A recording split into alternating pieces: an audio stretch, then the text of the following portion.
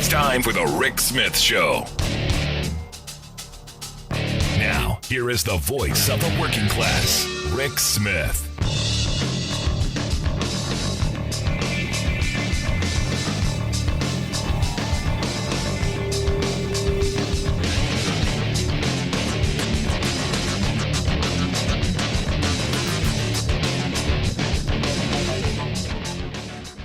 Here is Rick Smith. So I found out that Drew Barrymore has a talk show. I didn't know that. I thought she was a movie actress, and I always loved her movies and all that. I found out she's actually the host of a talk show, and I wish I would have found out under better circumstances, because evidently it's been a couple of years that she's been doing this.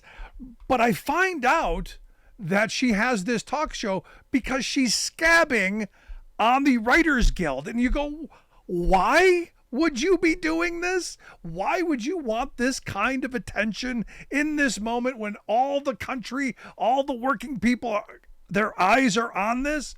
Why would you want to be the most visible, the most famous scab in the country? Makes no sense to me. But here to share some thoughts on maybe there's an answer here that I'm not getting. I've asked David Slack to come talk with us. He's a TV writer, producer, former WGA West board member. Also a guy who very active on Twitter, which is how I found his thread. David, thanks for taking time for us. Hey, thanks for having me on, Rick. So walk me through this. Why? Well, why you'd have to ask Drew Barrymore. There are a lot of things we could speculate, but it's a complicated situation because so everybody knows the WGA is on strike. Everybody knows SAG-AFTRA is on strike. But beyond that, it gets into the nuance of, how labor unions work, because SAG-AFTRA has multiple bargaining units. Talk shows, daytime talk shows, soap operas, game shows are covered under a contract called Net Code, and that contract is not on strike. So to be clear, Drew Barrymore is not scabbing against SAG-AFTRA by going on her show right now. That contract is totally fine. The problem is her show is WGA covered. Her show, since its inception, has employed WGA writers who are currently out walking a picket line. And by going back on the air, it is very hard to believe that someone isn't performing work that was previously done by striking workers. And you know what we call a person who does work that's performed by striking workers? That's a scab. In the case of Drew Barrymore, and by the way, she's not alone. The people on The View, which is also WGA covered and has been since its inception, they've been scabbing this entire time. The Talk is about to come back. The Jennifer Hudson Show is back. Bill Maher is about to come back. So there are a lot of people in this situation. What's been so disappointing about Drew Barrymore is a couple of things. One, she's already shown a willingness to not cross our picket lines. She refused to go on to host the MTV Movie Awards early in our strike and stood in solidarity with us. So this is somebody who really showed that she was comfortable and confident in breaking contracts for the sake of the collective good, for the sake of standing in solidarity with labor. And now she's flipped on that. But she also put out a public statement that erroneously said that she wasn't breaking any WGA rules, which is just not true. It is very hard to imagine that anyone on a show that normally employs writers, and trust me, the TV show would not have writers if they didn't need them. They don't pay for anything they don't need. They try not to pay for things they do need. But so it's very hard to believe that that a show that normally needs writers can be done without those writers present, without somebody scabbing on those jobs. So, and she decided to become the main character. I don't know why. No, and this is one of those moments, I tell the story often. When my mother passed, I moved in with my grandparents, and my grandfather said, "You don't go across the street, and you don't play with that guy's grandkids. You don't go anywhere over there."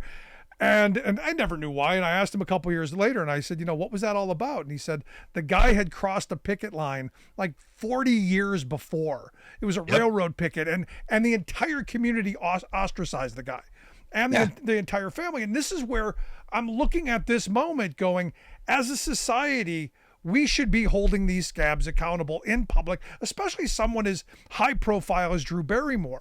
This is one of those things where the message that's being sent is all the wrong messages, and or at least I think so. I'm curious your thoughts. I completely agree. I mean, and you can say, oh, she didn't understand, she was misinformed. That's fine. She's now been correctly informed and has a chance to make this right by stopping doing her show. You can say, well, she cares about her crew and wants to put them back to work. But the fact is, by going back to work with scab labor while we're still on strike, she may be putting her crew back to work, but she's providing the studios we're on strike against with content which prolongs the strike. So her crew may be working, but every other crew in Hollywood, it might be out of work that much longer because of what she's doing. And that's really hurtful, because it's not just, strikes are hard on everybody. And it's not just writers and actors on strike who are hurting. There are IATSE crew members and Teamster truck drivers and all these other businesses in LA and New York and other markets that depend on the entertainment industry. The California economy is losing about $30 million a day because, Bob Iger and David Zaslav and another couple of billionaire CEOs can't admit that they've already lost.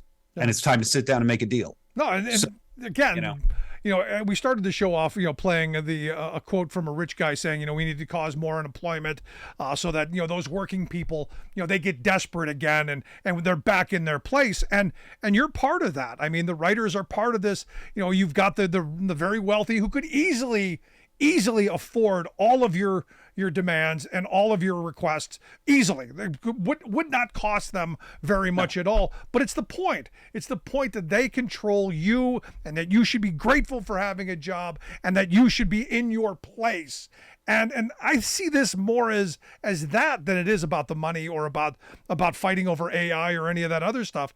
Do you agree? I think there's absolutely an element of class warfare. I think for the CEOs, I think this is like if you owned a paper mill and all of a sudden the trees started trying to tell you how many that you could pulp and turn into paper. I think it's inconceivable to them. And, one thing that's tricky for us with both actors and writers, we have some members who have done very, very well. There are people who get fabulously wealthy, and Drew Barrymore is one of them. Yeah. She's worth many millions of dollars. And so the public's perception sometimes is that, well, what are you on strike for? You're all millionaires. But the fact is, we are labor. We do not decide how much we get paid. We negotiate hard over how much we get paid, but it's ultimately what the bosses will allow. The Writers Guild of America is a middle-class union. Most of our members do not make the fabulous money. We're on strike. It's crazy. We struck for 100 days in 2007, 2008 to get coverage over the internet, the entire internet. Took 100 days. And if we hadn't done that, every single streaming show out there would be a non-union show, not just for writers, but for actors, for directors, for crews, for truck drivers. Now we're on strike this was day 135. So longer than it took to get the internet. And what are we on strike for? Fair pay, a cost of living raise. We had 2 years of 6% plus inflation. And these guys are trying to turn that inflation into an upside for them by limiting our pay raise and stopping us from getting basic protections against things like AI and against free rewrites. It's just, it is very much an element of class warfare. It is very much that at the end of the day, these guys who, David Zaslav gets about $250 million a year. Like two Zaslavs could cover everything the WGA is asking for 3 years. And he's already lost his company $300 to $500 million. The WGA's entire ask per year from his company is $47 million. So collectively, these guys are losing billions to maybe save millions. And you got to ask yourself, why are they doing that? Well, I go back to what I said a moment ago. It's all about control. It's all about, we're going to keep you in your place, and you're going to do what you're told, and you're going to be happy about it. Yeah, and it sure as hell looks to me like they're violating their fiduciary duty to their shareholders over this stuff. And, you look at some of the companies we're on strike against are Netflix, Apple, Amazon, we've got tech companies. And for them, I think they don't want their other employees to know that a union can beat them. Because that's, if we beat them, how's that look to Amazon warehouse workers or the people who work at Apple stores or the coders at Netflix?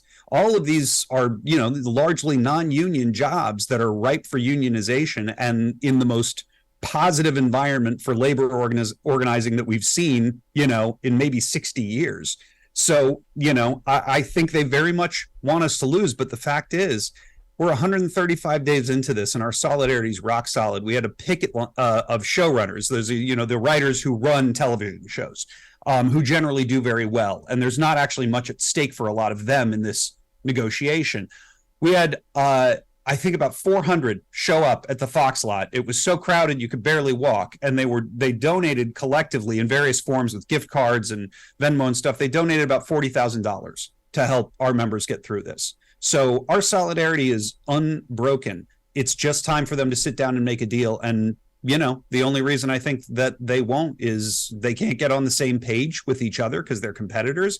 And I think it just rankles. I think they just don't want to accept that a little union of ordinary people could bring them to their knees. As you were talking, I was thinking about an old timer I knew years ago who said, every 10 years he used to take his union on strike just because it built this solidarity, just because it built relationships with other unions, and showed working people that they could fight for something and win something. And once you grab onto it, once you win something, you never give it up. And that was that's what I'm seeing happening as all of these, the Teamsters with the UPS, the UAW going on right now, you guys out there, it's this sense of we're fighting the good fight. We're fighting for tomorrow. And that's got to scare the what out of some. Oh, it should. They should be really scared. I mean, one of my personal heroes is Sarah Nelson, who's the head of the Association of Flight Attendants. And she says this wonderful thing: using power builds power. Yep. When we use our power, when we recognize our own power and use it, when we stand together, we actually get stronger. And, the WGA, there's 11,500 of us, we're not necessarily the most physically intimidating crowd, although some of us are, but, you look at the Teamsters and it's a different vibe, right? But we have organized ourselves. We held together through a 2.5-year campaign to renegotiate the way that our agents were doing business. We changed their business practices. We got them to give up a conflicted business practice. And we actually got 2 private equity firms signed to union deals, which I'm not sure has happened before. Wow. And then we used that power. We had to renegotiate our last contract in 2020 in May, in the height of the pandemic. So our leverage is gone, right? Like, what are we going to do? Go on strike? Everything's shut down. But because of the power that we had built by how we dealt with the agencies and how we held together, then we were able to get the money we needed into our pension plan and win a portable paid parental leave benefit that lets our members take paid parental leave regardless of which studio they're working for at the time, with no leverage, with, what were we going to do? Strike? But we still got it. So using power builds power, and recognizing your power and talking to your other members about it is so essential.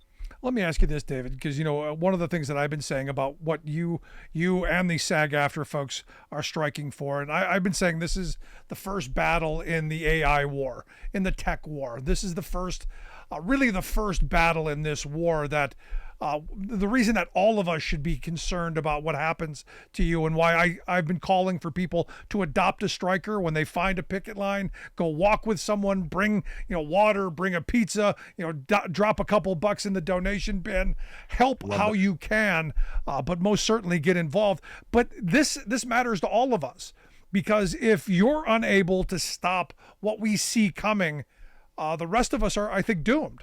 Do you see it kind of the same way? Yeah, no, I mean, AI is an interesting issue for us because I thought it was going to be like something we just needed to square away, because our contract has said for years that a writer is a person. So I thought this was pro forma, and it was surprising to a lot of us when our negotiating partners in the AMPTP said, well, we're not going to make any sort of deal on that because we don't want to rule out a technology we may want to use someday. And that was rather shocking to us. There's not much that they can do with it now. There's some, contractual loophole things they could use it, but ChatGPT is not ready to do what I do. And I frankly think that it'll be able to do a CEO's job a long time before it can do mine. That's just an optimization algorithm. If mine, you have to understand the human soul and the human experience. A chat algorithm can't write about its mother dying because it never had one. Now with SAG-AFTRA, though, with the actors, this is already existential for them. They're already having background people get paid 1 day's wages to get a full body scan so that they can use them as digital background in perpetuity throughout the universe and all media now existing or hereafter devised. A friend of mine who's an audiobook narrator has already had her voice stolen twice by 2 separate AI companies. And when she tries to make claims on that, they're like, you can't copyright your own voice. And I think you're absolutely right, though, that these are, oh, that just concerns you. But the fact is, this is coming for all of us. It's coming for lawyers. It's coming for doctors. It's certainly coming for CPAs. Anything that is knowledge work is suddenly vulnerable. And it's not enormously different, by the way, than the mechanization, the automation of auto factories, 40 years ago. So I think we're at a point where we as a society are going to have to choose between 2 possible futures. One in which humans have jobs and we have a reason to get out of bed in the morning and something to feel proud about and a way to make money and support ourselves and our family and our society functions. Or another future where 2 or 3 people have an enormous amount of money, the rest of us are on some sort of universal basic income or welfare, and we have a bloody revolution every 10 to 15 years, and that changes who the 2 or 3 people with all the money are. I know which one I want. I think there's 2 or 3 people out there who think they might get to be the lucky guy with all the money, but I think we fundamentally have to choose, and I think you're absolutely right. And a lot of those other crafts and trades that AI is coming for aren't unionized. So, when they come for lawmakers, I think we'll get some legislation pretty quickly. Well, there you go. Last question I've got for you. How can folks help? What can we do? Because look, this has gone on far too long already. How can we put pressure on the Drew Barrymores of the world to not scab? And you listed a number of other folks. How do we put pressure on them? What's the marching order? Well, I mean, thank you so much for asking. I love the Adopt a Striker. It's certainly putting pressure on people who are scabbing Drew Barrymore, the cast of The View, shows like The Talk. Just to be clear, news programs, different contract. That's not WGA, and The View is not a news program. If anybody has questions about what shows are and aren't covered, they can go direct to directories.wga.org, and you type in the show title, and you'll see if it's WGA covered. But as far as other ways to help, there are some great resources here. And as I said, it's not just writers and actors who are feeling this. It's everybody in our industry. So there's something called the Entertainment Community Fund. That's at entertainmentcommunityfund.org. And people can go there and donate. And they are providing enormous amounts of support, both financial and services. Like they'll help people find healthcare. If their healthcare expires, there's psychological counseling, there's financial counseling. So the Entertainment Community Fund is one that I would, definitely recommend. There's also a wonderful person who's a longtime friend of mine named Joelle Garfinkel, who you can find on Twitter, Joelle Garfinkel. She's doing something called Green Envelope Groceries. That's a mutual aid thing. She's taken in $175,000 in donations so far and redistributed them at no cost to people who are affected by the strike to help them just keep food on the table. So, but yeah, spread the word, let people know that, this is important, and, scabbing makes it all take longer. And like you said, it's already gone on too long. I really appreciate it. I hope folks will help out because the more people we can get involved, the more people who get out on that picket line, the more people who are donating, the shorter this strike will be. But David, I appreciate you taking some time for us. Hope you'll come back and talk to us again real soon. I'd love that. Thanks so much. Thanks so much, David Slack. I got to tell you, this is another one of those moments where you just go, if all of us just came together, get out on those picket lines, this kind of stuff wouldn't have to happen all like this. I want to hear your thoughts, though. Email me, rick@thericksmithshow.com. Quick break, right back. Stick around.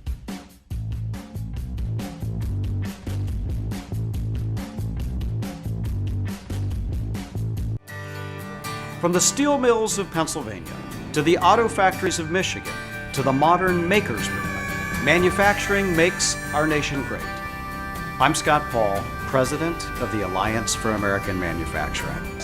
We bring business and labor together to advocate for policies that everyone can agree on. Together, we can strengthen manufacturing and create good-paying American jobs.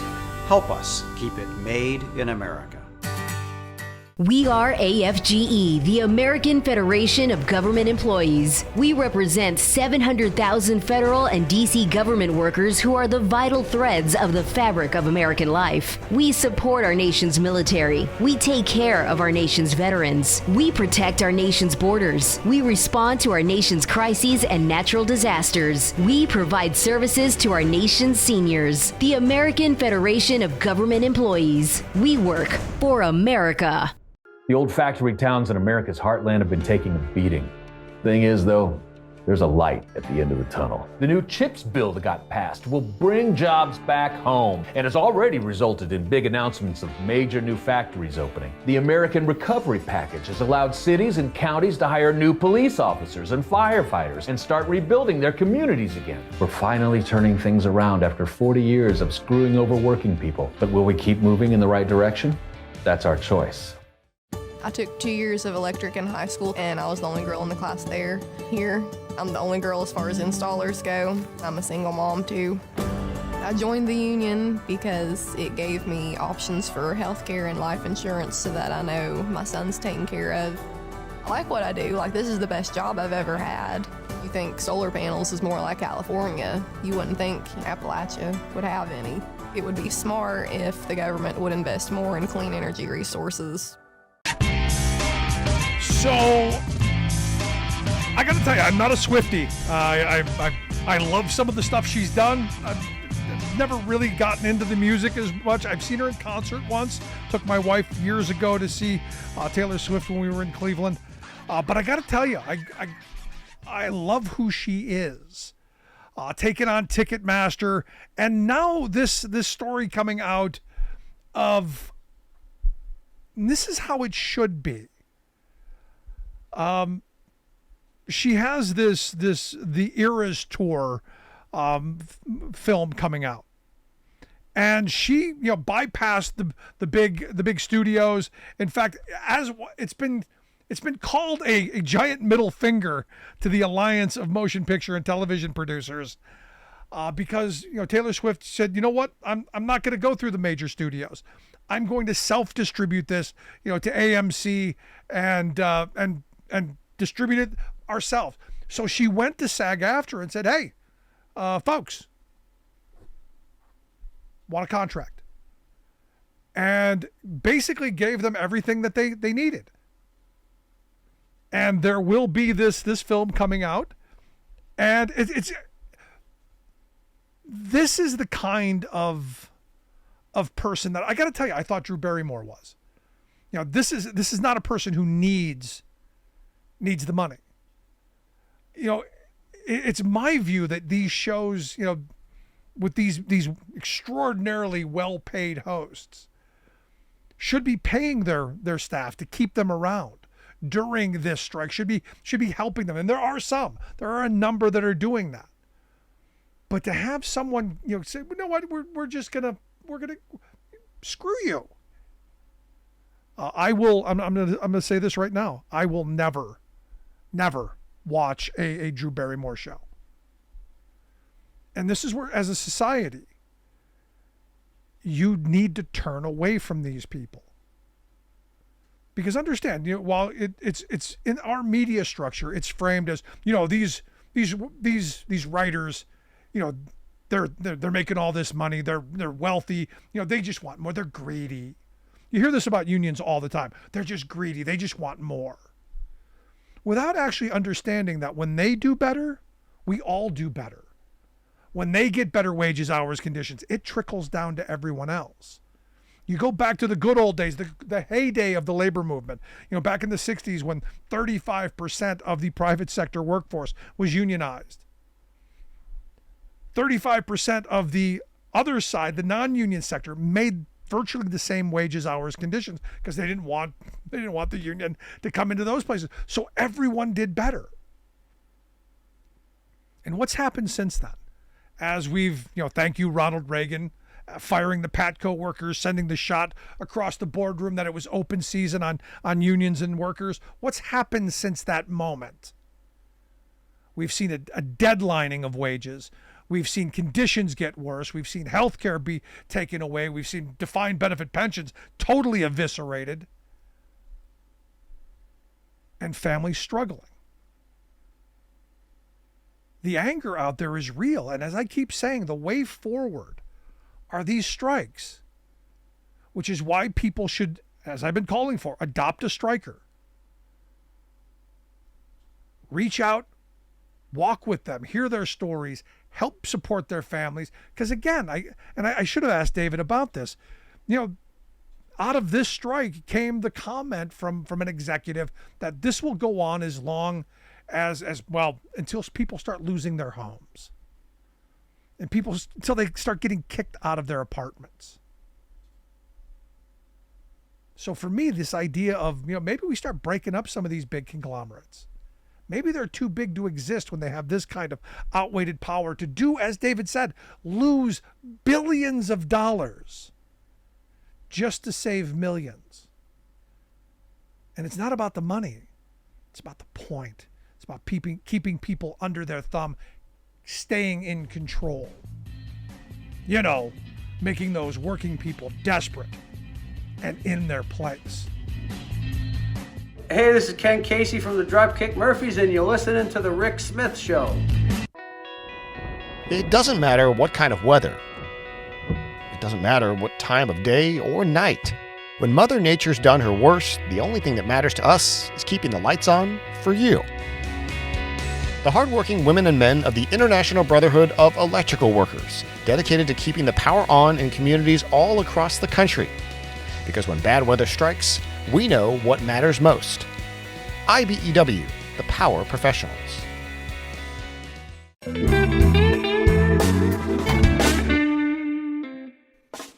Before we close the program, we want to take a moment to thank our viewers and to share a little bit about why we do what we do. At The Rick Smith Show, we believe that media today is almost entirely controlled by corporate greed. So we have now 24-hour news channels. But instead of 24 hours of news, what we get is 1 hour repeated 24 times, and with tons of commercials creating obscene amounts of profits. Information once presented as a public service has now become a private commodity. So when lies make money, lies are what we get. We get a corporate-controlled rage machine feeding us anger and hate, trying to convince us that our problems are right-left or red-blue, when they are and always have been up-down, the wealthiest 1% versus the rest of us. Our goal is to be an alternative to that machine, not as a news show with a fancy journalist out front, but as a talk show run by a union truck driver and a team of working-class heroes just like you. Everything we do, both what we get right and what we get wrong, is dedicated to advancing the interests of America's working families. No corporate ad buys, no think tanks, no focus groups, no talking points. We are media by working people, for working people. Thanks for tuning in. We'll see you back here next time.